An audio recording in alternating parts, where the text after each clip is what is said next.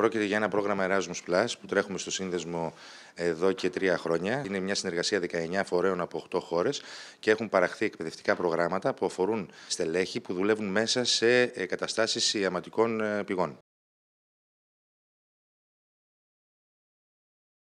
Προσπαθούμε να λύσουμε ένα μεγάλο ζήτημα που έχουμε, της εκπαίδευσης του προσωπικού, με απότερο στόχο να έχουμε πολύ καλύτερες υπηρεσίες συνολικά μέσα στις μονάδες και στα κέντρα μας. Κάνουμε μια πιλωτική εκπαίδευση πάνω στην εξυπηρέτηση των πελατών, στη ρεσεψιόν ουσιαστικά, και στο digital marketing, που είναι 2 σημεία στα οποία πάντα εντοπίζονται ζητήματα που χρειάζονται λύσεις.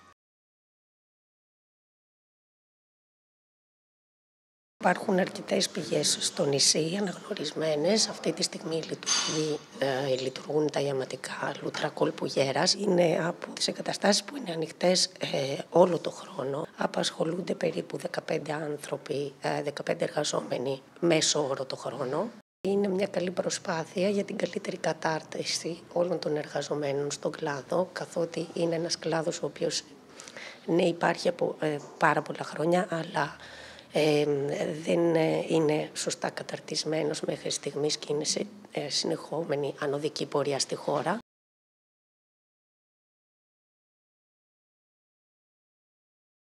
Επειδή εγώ είμαι υπεύθυνη υποδοχής πελατών, θέλω να μάθω περισσότερα πράγματα, έτσι ώστε να εκπαιδευτώ και να φέρομαι ανάλογα στον κόσμο που έρχεται εκεί να μας επισκεφθεί. Έχουμε αρκετό προσωπικό και εξυπηρετούμε όλο τον κόσμο.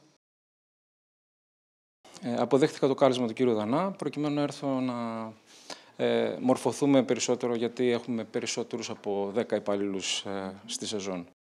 Εμείς πάντα προσπαθούμε για το καλύτερο στην επιχείρησή μας, αλλά οτιδήποτε θα μάθουμε καινούριο εδώ θα προσπαθήσουμε να το ενσωματώσουμε στην επιχείρησή μας.